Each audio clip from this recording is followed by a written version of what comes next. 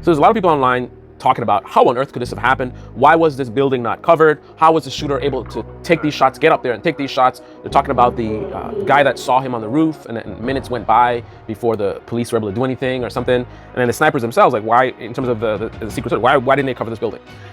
It's very obvious to me, especially from the independent media guys that are really focused on, I gotta get my video out, I gotta get some views, it's a hot story, right? You can just see people like Kyle Kalinske, sad to say, Crystal Ball from the Breaking Points, a lot of these guys, you can see the excitement, like, oh, this is a big breaking story, I'm gonna get views, whatever. And they're so focused on that they're not taking the time to really investigate what happened, to really make an assessment and think for themselves, as opposed to just regurgitating what other people are saying. So when you're in that sort of mind process or thought process, this is why you're hearing the sort of takes that you're hearing from these people. Now, contrast what you're hearing from them with what you're going to hear from me, and also what I've talked about before. I mean, just to give you one example, right away we knew that the shooter was outside of the event, but yet we have somebody like Kyle Kalinske hours later posting a video, I'm not sure how he got through security. Like, this is something we knew right away. One of the reasons for things like that is because this really exposes one of the problems with independent media. Now, I'm not a fan of mainstream media. You know, CNN, MSNBC, trash, a lot of bias. You know, I have a lot of issues with them, but they're far better than most of what we have in independent media. Independent media takes all the problems of mainstream media and makes it even worse. So, contrast with Kyle with my reporting. Kyle seems to be just looking at his Twitter feed. So he's limited to the people that he follows or whatever the algorithm chooses to show him, and he just reads it off to his audience. That's his limitation. I was relying, because I don't believe in the boogeyman of mainstream media, they're just a bunch of bumbling idiots. No, they do a lot of things really well, right? I say that while at the same time calling them trash. Well, let's get into this story. So, first thing, was the Secret Service not covering this building? I doubt that. And I want you guys to bookmark this video because it's going to be a really in-depth investigation. And remember what I've said on this day, the very next morning after the shooting. Look at what I said on this day, compared to what these other guys in independent media rushing to put stuff out, compared to what they said, and then look at what the investigation will find, right? I don't know what it's going to find, but I just want you to make a comparison and think for a second why my reporting is so different than a lot of these independent people. So I believe, well, let's start with this. There are a lot of problems with the Secret Service. A lot of the people that are pointing the finger at Secret Service are not even aware of that. But I'm aware that the Secret Service has a very troubled history. That's going to come out, and you know who's going to be reporting on it? Mainstream media, right? Mainstream media very likely at some point in time is going to start focusing on the Secret Service, and they're going to start digging into old stories that came out already and talk about the many failures of the Secret Service and problems. There's a lot of problems with the Secret Service. So keep that in mind. I'm well aware of how bad the Secret Service is, but yet I'm not jumping to conclusions and pointing fingers and blaming them. I wouldn't be surprised if they made some mistakes, right? But the idea of like, they weren't even watching this building, which was an obvious place, and maybe this was, maybe they let this guy shoot Trump because, you know, all these conspiracies, right? I'm not going to that level. I'm knowing about the incompetence from Secret Service, but I don't jump to that conclusion because one key difference in the way that I'm looking at this is I'm not just thinking emotionally, I'm actually thinking of the logistics of what occurred. I'm thinking about time and events. This happened, then that happened, reaction time, right? And because I think that deeply about it, and I do that level of analysis, not just a surface level, you know, knee-jerk reaction, this is where I come to. I'm pretty sure they were covering that building. They would have had a team, a two-man team, consisting of a spotter and a sniper who's on the gun. The sniper with the gun is looking through the scope, which has a very limited field of view. So he doesn't have a very good situational awareness, right? In terms of being able to tell a lot of things happening, you know, in a wide area. He has a very big tunnel vision problem going on. Hence why, well, it's one of the reasons why you have a spotter, right? So the sniper is looking at this very tiny area. So the shooter pops up, you know, from behind the roof. He's aiming his gun. Meanwhile, the guy on the scope has no idea, he doesn't see anything. Now, the spotter, on the other hand, probably using some kind of binoculars, would have a wider view. He would be the one to first notice something. An additional detail that none of these guys in independent media is probably going to even be aware of or mention is that there is the potential of assistance from technology. We have technology now that can identify the sound of gunfire. This can help to speed up the process of the reaction time from the Secret Service team. Additionally, there is technology that can also identify the actual shape of the gun, the barrel of the gun. So in theory, if they were so equipped, this equipment could have identified before the spotter or anyone else did the shape of the gun as it crests the roof. I've not used this kind of equipment, so I don't know what field of view, how much range it could cover. But if it was focused on the building, which I would hope that they would have used something like that on that building, it would have potentially given them an edge. But again, we don't even know if they had such equipment. I don't know their training. He might have some kind of system like readiness levels, perhaps, where they're trained to, the minute that you identify something that has any potential at all of being a threat, he gives a verbal notification to the guy who has the gun, just to get him prepared to act if necessary. Problem is, and this is what a lot of people are missing in independent media, there's a lot of work that needs to be done, right? From the time that the spotter sees something, doesn't know what it is yet, sees something, there's a lot of work that needs to happen between that and actually taking out the target, right? These are the steps that the sniper would have to take before taking out the target. The sniper would have to confirm the target's identity and intent using visual indicators and information from the spotter. The sniper has to calculate the distance to the target using range finders or known distance markers. The sniper then assesses wind speed, direction, and other environmental factors affecting the bullet's trajectory. The sniper makes necessary scope adjustments for the elevation and windage to account for the range and environmental conditions. The sniper then ensures a stable shooting position using supports like a bipod and aligns their body properly. The sniper and spotter confirm all calculations and settings, making last-minute adjustments if necessary. The sniper aims at the target, focusing on a specific point, and controls their breathing to minimize movement. The sniper gently squeezes the trigger to fire the shot, maintaining stability with proper trigger discipline. The sniper remains in position to observe the shot's impact and determines if a follow-up shot is needed. So again, I don't know their rules. I don't know. I've never been Secret Service, right? I am a veteran military, but I don't have tactical experience. That is not my forte. But just logically, I would think, I know how military training, so I would assume there's some kind of readiness thing of like, he may say a word, bogey or whatever it is, some buzzword that the shooter knows to be ready, right? So the shooter gets on high alert. He's ready to process directional information, where to aim, and then take his shot. So the spotter likely does that, and while he's zooming in, trying to figure out what he's looking at, right? Because obviously the shooter doesn't want to get shot, and he knows that there's going to be snipers on the roof, so he's going to be trying to conceal his identity. He's probably going to come up just before he comes to the top of the roof. He's probably going to have his gun ready already, right? So he's on the roof. He gets his gun ready to fire, right? So he's ready. So by the time he starts to slowly rise his barrel so that he can take the shot and see the target through the scope, right? He's already ready to pull the trigger, right? There's going to be a delay. The guy with the binoculars is scanning the roof. There's going to be a delay of where the shooter is actually visible, but the binoculars guy has not seen him yet because it's very tiny, from very far away, and the guy obviously doesn't want to be seen, right? So imagine the guy with the binoculars is scanning, and he's not just focusing on just this one building, by the way. There's a lot of potential locations where a shooter could be. That's the other thing. People are just tunnel vision. They're just focused on, it's kind of like, I forget the expression, but it's 20/20 hindsight, right? So because you know exactly where the target is, and you know where he is, it's kind of like you're expecting them to just take him out. No, they would not have known anything about this at this moment, right? So they would have to be scanning a ton of locations. While you're focused on the roof, they're focused on the roof and many other locations. So they'll be scanning around, and you think about the brain of the spotter looking at different things. He may have been focused on something in particular. Maybe something looks suspicious to him, and he's looking at this. I'm talking about not the shooter. He could have been distracted by something else. Looking at that, I think that's fine. And then he sees something else moving to his right, to his left, whatever it is. Oh, what's that? Right? So the time that he's noticing this, the guy's already about to pull the trigger. So the guy now moves his binoculars, maybe zooms in, focuses, or whatever it is, and now he gives a verbal notification to the shooter to be ready. And now he's sitting there, and now the thought process: what am I looking at? While he's thinking about what he's looking at, this guy's pulling the trigger, right? Pap! Now you hear the sound, and potentially you see the muzzle flash. But was it really a muzzle flash? That's the thing. Again, people are not thinking about the logistics of what it takes to actually do the job of this sniper, right? So imagine that something, light glare or somebody with a shiny watch, you know what I mean? I know some people are going to say these are professionals. They'll be able to identify the difference between a muzzle flash, whatever. This assumes that they are focused on that specific location when the gun fires, right? You don't know where they were looking at the time that the first shot goes off. So you might not have actually been even looking at it.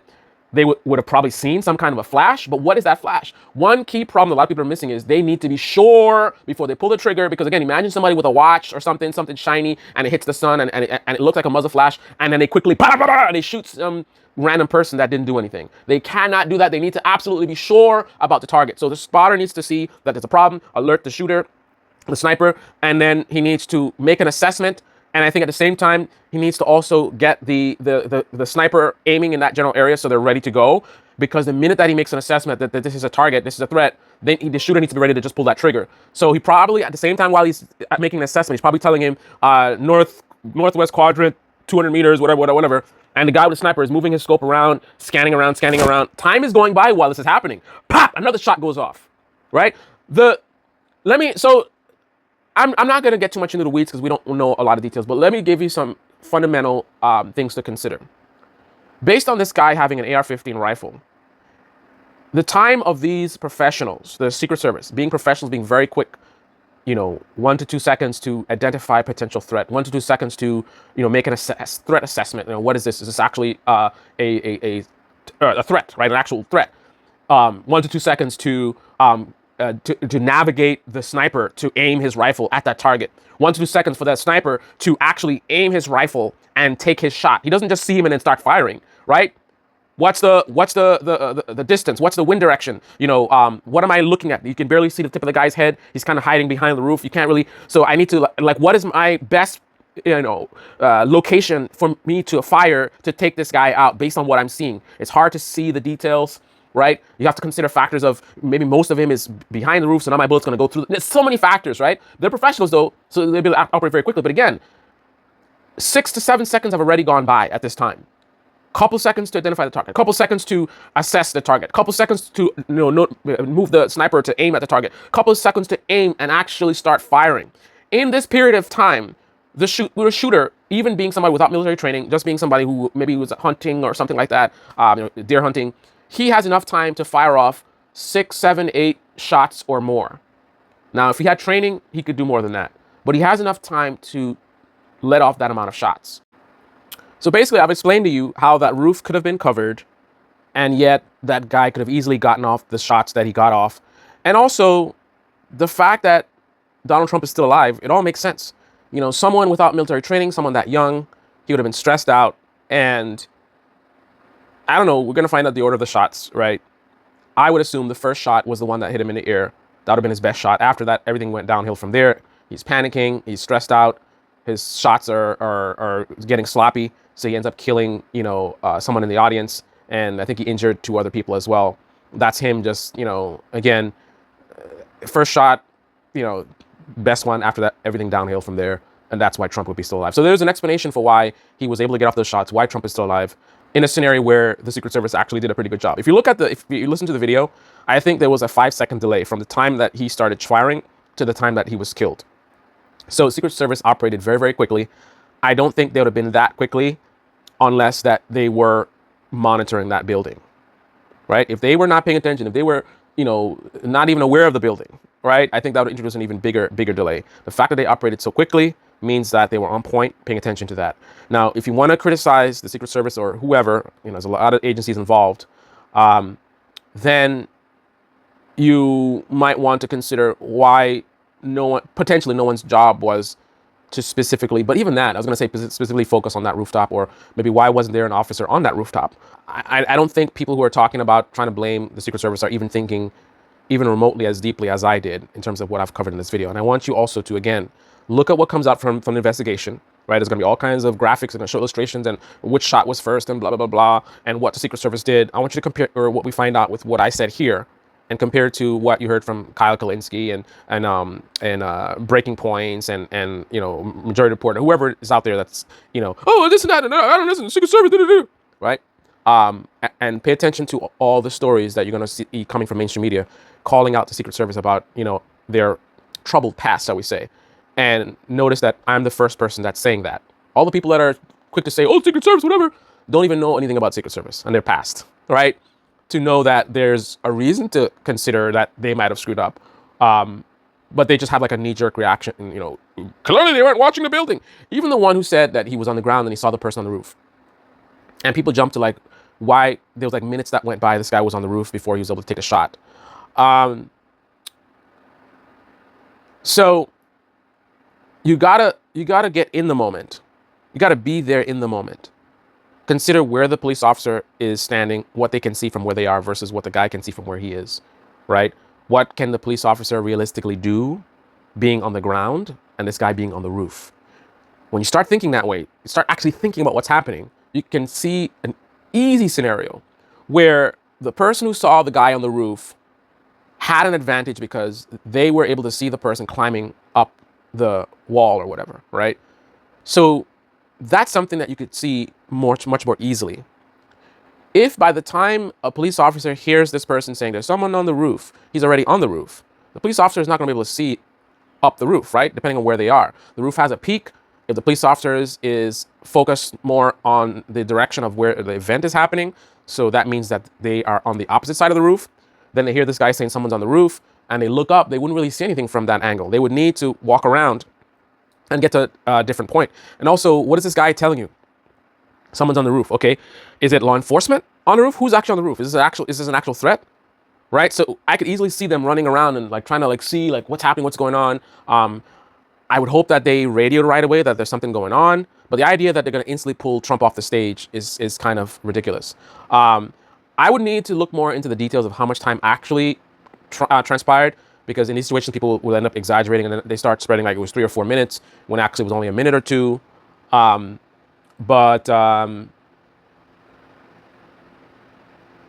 Depending on what was, because you gotta, it's not a video game, it's not a movie, right?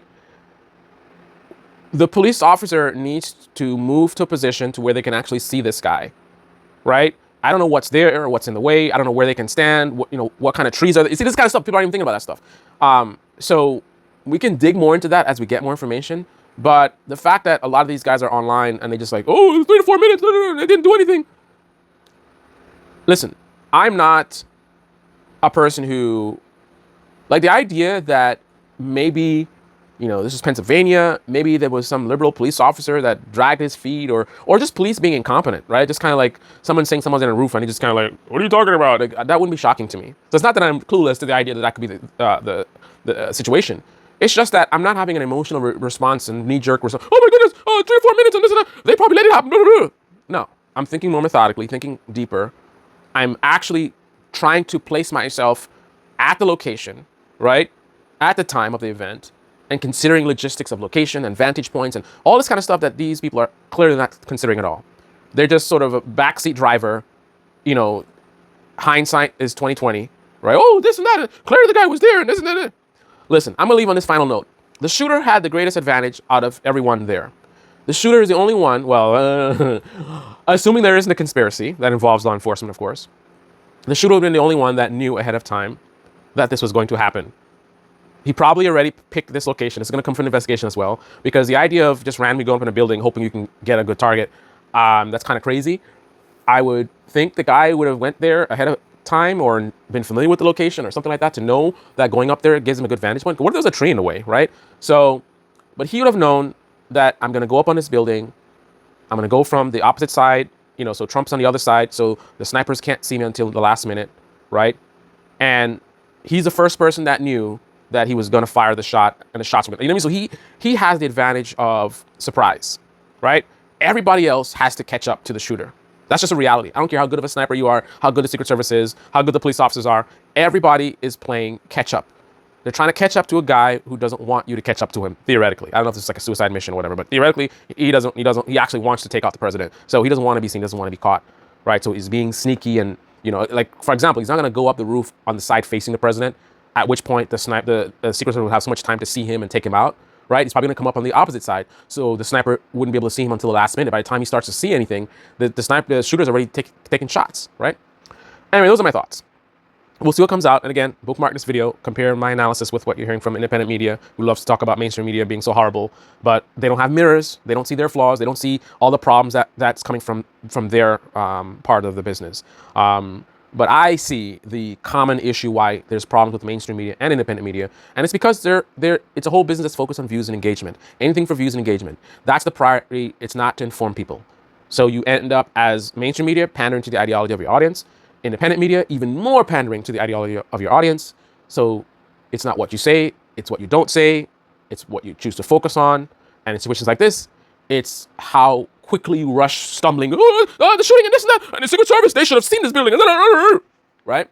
Very amateur hour, unprofessional. I mean, these guys with millions of subscribers acting like some teenage YouTuber in his basement, just trying to get clicks on a trending story. I mean, it's absolutely an embarrassment what's happening right now in terms of independent media coverage. Mainstream media so far has done a really good job. I'm a very big critic of mainstream media, right? But so far they've done a really good job. They've been ahead of the curve on covering this stuff. They've been more accurate than independent media has been on covering this stuff. And that's why a lot of my stuff was more on point than a lot of these other guys, because I was watching things live, right? So a lot of information that was released right away, these guys that are looking at their Twitter feeds, they're behind on a lot of details, right? Because the priority is trying to get those views, not on informing the audience. Anyway, this is Debate Me channel. Debate Me in the comment section below. Click on the like button, subscribe, smash that bell. Be well.